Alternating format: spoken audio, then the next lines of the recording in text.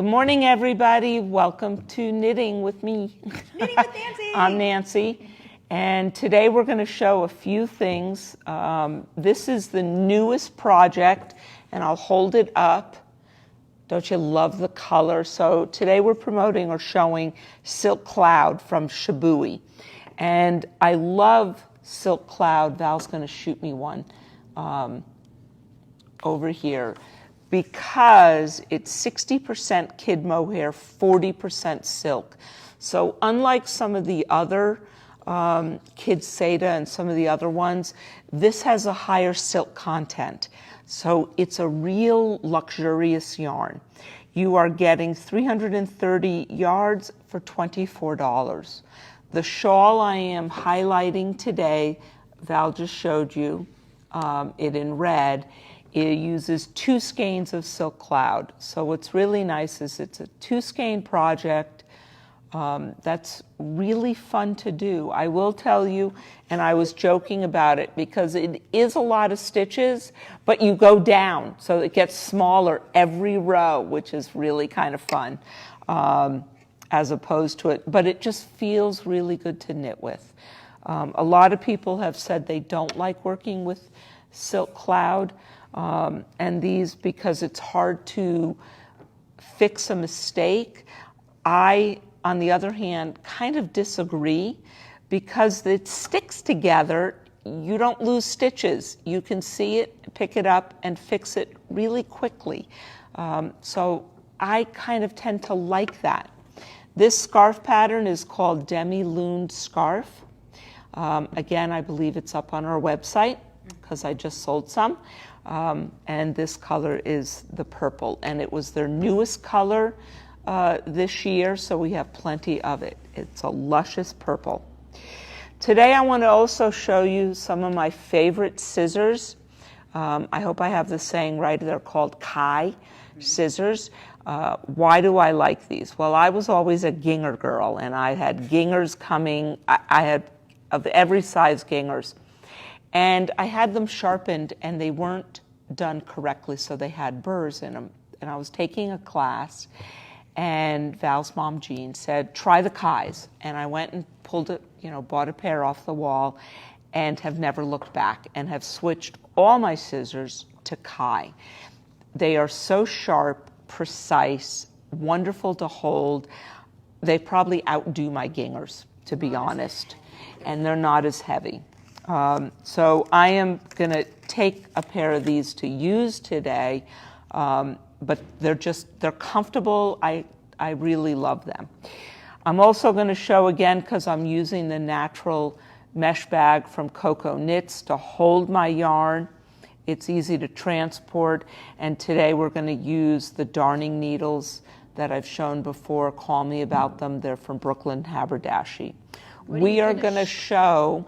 I'm going to tell you how to spit and splice, and it's how to join. This is a 2 skein project, so I'm going to show you 2 different ways. Spit and splice is a way if you have a wool. You have to have over 60% wool, alpaca, yak, anything of the natural fibers, because we're felting them together. I'm then going to show you what I call a Russian join, which is if you're using superwash, less content, like a 50-50 even, washable wool to regular wool. Some of those... What about cotton? And cotton, because you cannot spit and splice with cotton. Do you literally spit? You do actually spit. And I have to tell you... I like, a lot of my friends use water, and I feel water is good, except the enzymes in our spit work better, because what felts, it's natural. What felts wool or fibers is soap, water, and agitation. So if you ever put a sweater in a washing machine and not paid attention and used warm water and soap, and pulled it out, and it's 2 inches instead of 32 inches because you felted it, that's why. Unlike super washes, which have the wool fibers. For those who don't know what a superwash is, and let me explain. When you have, and I can just show you, I don't know if Val can see it on this. If I lay it down, you're not gonna, I don't think, but normal wool has burrs on it. So if I grab my wool stock and you look at it, 100% wool, it has fiber coming out. So it looks like little pricklies. A lot of people think wool is prickly, and that's why they feel it's prickly, because it is. I, on the other hand, love wool. So when you make a superwash, what you are doing is stripping all those. It goes through what's called a stripper, and it's stripping those burrs and everything off the wool, and then it does get dipped into a chemical. So it's coated, which makes it superwash. Eventually, after some say like 100 washes or something, a lot of high, that superwash will gently wear off, like in socks. Sometimes people feel the back of their heel or the bottom of their foot felt a little bit because of wear and sweat. But the idea is it is a superwash. You can throw it in the washer. You can probably tumble dry low. So here we go with spit and splice. Very easy, and I'm going to use 2 different colors to show. I am going to, if this is my working yarn attached to my garment, I'm going to take about a 10-inch tail, what I have left, and I'm going to make a loop back on itself. Okay, it's about 3 inches. I am going to take the other fiber, put it through the loop, and make its own loop back on itself, about 3 inches. Can everybody see that? And now here comes the spit. You're going to chew on it. You want your enzymes, your spit. Isn't this fun? Okay, so is this right where the 2 loops join? Mm-hmm. Well, and up, all the way up to those tails. Okay. I lay it in my hand and roll. So what am I doing? I am frictioning, and I'm hoping this isn't a superwash, the one that I took, which I think it is. So I'll have to do. Yeah, I know. Silly me. I thought it was a wool. But can you see here? It has felted together. You can now see where it doesn't, and then the other side doesn't. Yeah, Is it that because doesn't your really other well. side was Is more, superwash? I think it's a superwash fingering. I think I goofed when I pulled. And you can add more spit. And now, once you do it, if you notice, I can't undo this. It is there. Whoops. Of course I just Of course. did. Let's try that again. It works because I've done this so many times. Silly me. But here you go. And it felts in. And so the reason why I took the mohair here is because this is what I'm using here. And now I have one piece. Cool. Any questions? No. Good, because I'm going to add to it. I am going to cut a piece off of each of these. And I want to show you, and I have to apologize, this is also for my Russian join, but I want to show you, both of these are single plies that I just showed spit and splice to. What happens when you have a plied yarn? Good question. Here we go. We are going to take, now this is a 4-ply. What do I mean? There are 4 strands here that make up the 1 strand of yarn. Can everybody see this if I open it up? So I am going to come down roughly 5 inches to 6 inches. And I'm going to cut half that ply out. So can you see that now I only have 2 plies? If this is what's attached to my garment, I am going to do the same thing on that side. Now, why am I doing this? That's going to be my question. When I then pull this over on itself, if I left it as a 4-ply, look what happens. Look how chunky that becomes. Gotcha. So now, when I pull this back on itself, it's back to being a 4-ply. Notice when I made my loop, here's the edge, and I've gone about 1/4 of an inch over that edge. Why? Because I don't, as you roll it, sometimes it moves. I don't want it to be too thin.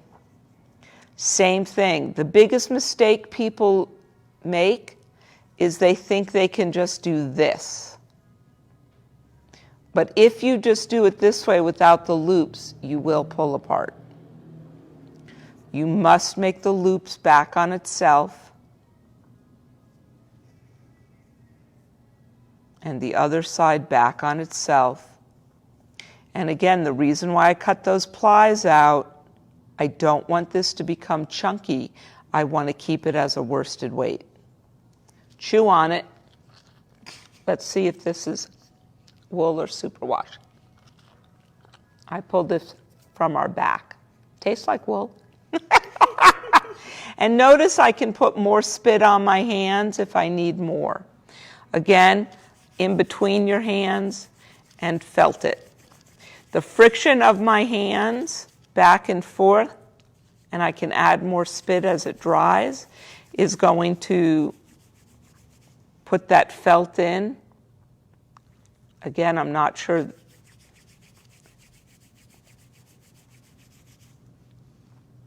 So this is a wool. So felt it, and look what happens when I just put a twist back in.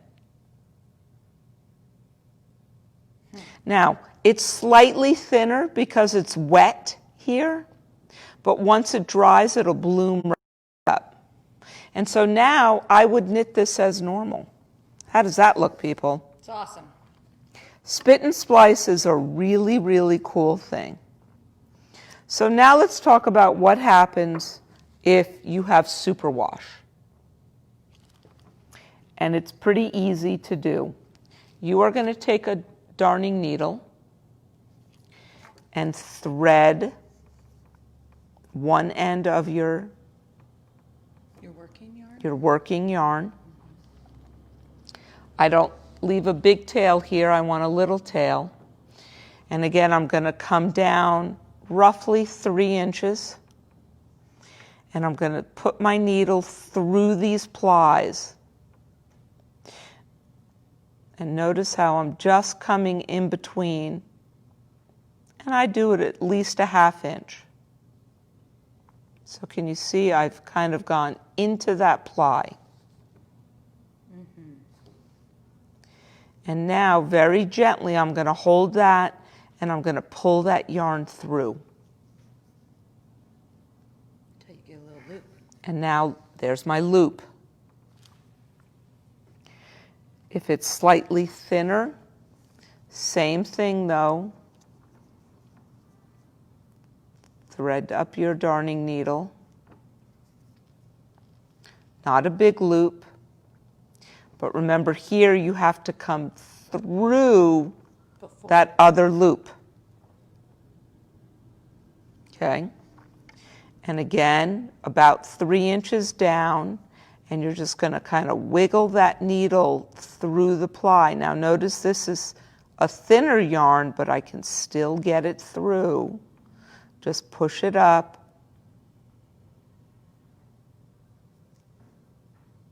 About a 1/2 inch. Gently pull that through. And so this is what it looks like at the very beginning. I have 2 big loops. But watch what happens. If I hold this between and I gently pull and tighten that up, hold the gold one here, and I'm going to gently pull that loop through. And now watch. It's like magic. It is like magic. And now, and you can get this really nice and tight and snug, so you don't want those loops there. So you're going to push all the way up and pull down. So it's nice and snug up there. Same with the other side. I'm pulling my end until it's nice and snug. Now, as you knit through, some people snip these right here. I don't. I leave them, and I'll knit through this as it is, and notice that it's really no thicker. And it's only a little bit thicker for a 1/2 inch. I will leave these tails to the inside of my work, and then before I snip, I'll weave in a little bit, and I'll weave in a little bit, and then I'll snip it here. So why would I do this? One, it's a really cool way to change colors. It's also how to change yarns or add of the same color in the middle of your work. So that if you are halfway through a row because you weren't paying attention and you start to run out of yarn, you don't have to backtrack, because most times we change yarns on the edge so we can weave in those ends nicely. And here it's a way that if you don't do that, you don't have to weave them in then, because they're spit and spliced or they're rush and join, and so you have very little ends to weave in. Are there any questions? No. So you've all done this before? They're shy. They're shy. So I use Got this. lots of hearts and thumbs up. Oh, good, because I use this technique in all my knitting. The last thing I want to do on a sweater, which we're going to talk about in a few weeks, because I'm going to show everybody new sweater yarn that we have in, and talk about my sweater knit along at the end of August that we're going to start pitch. And the worst thing I do is have to knit in a lot of ends when I want to be done with my sweater. And so spit and splice or a rush and join is how I do it, so I don't have to at the end. And some of you who did my Stash Buster sweater came back and really did not give me a thumbs up, because there were so many little ends on that Stash Buster sweater. So this might have been one way you could have joined yarns and done stripes without having to do that. So for a newbie, well, I wouldn't say newbie, I'm not a newbie, but I probably don't join my yarn at the beginning the same way I should of a row. How do you join your yarn in the beginning, like when you change yarns? Well, when I change yarns at the beginning of a row, and let's pretend I have 2 colors I want to change. So I am going to leave, and I'm one that leaves longer tails, at least 6 to 8 inches I leave a tail to weave in. And I've talked about why I do that. Not everybody does, but it does help later to make sure it's locked in. So I will leave a 6 to 8 inch tail. I will take my new color or new yarn and just start knitting with it normal. And those 2 ends hang here, and people go, but they're loose. I will do half a knot. Yeah, okay, so I do it right. And leave it this way. So it's just a half. We never want to put a knot in our knitting. So later, when I come and want to weave these in, most likely I can take the gray, because I'm going to weave it into the gray, and the gold to the gold up here. You can leave that little half knot here, or you can take it out, but either way I would still put a twist in, so I just leave that in because there's my twist. So that's the easiest way. Don't ever put a knot at the end of your knitting. Why? You'll feel it later. You'll see it. It looks yicky. I don't like it. I was going to say ugly, but icky is much better. We never want knots in our knitting because you'll feel and you'll see. So anything to avoid that and have it look more professional. A lot of people will knit sweaters and they'll come back to me and say, but it looks homemade. These are some of the reasons why it looks homemade, is because you can see you're weaving in. You've left knots in the middle of it that pop through to the front of your sweater as opposed to the inside, when all it is a technique of weaving those ends in. So that is kind of what I wanted to go over today, and really get people to use Silk Cloud. Silk Cloud is a really good yarn by itself, but I do a lot where, and Shibui does this, where it's a carry-along yarn. And what does a carry-along? I want to end with this. When you have a fingering weight yarn, such as my non-superwash fingering weight here, and I want to bulk this up to something to put on a bigger needle. If I carry it with a mohair, that mohair fills in that space. So you can knit a larger needle and that mohair will bloom and it adds depth to your knitting. It also, if for instance I add it to this cream, I've now made a tweed yarn, and your knitting will automatically twist it. And the silk gives a really pretty luster to it. So don't be afraid of using a Silk Cloud. We are also going to show you the newest one, which is a Silk Cloud Tweed, coming up next week. And so that's a new yarn for Shibui that's quite beautiful, and Paula did a beautiful sample in that in crochet, and we'll highlight that in a week from now, I believe, or 2. We have to see when it gets up. So I hope you all have a great day. I hope you're staying safe, and stay well, and happy knitting. Bye.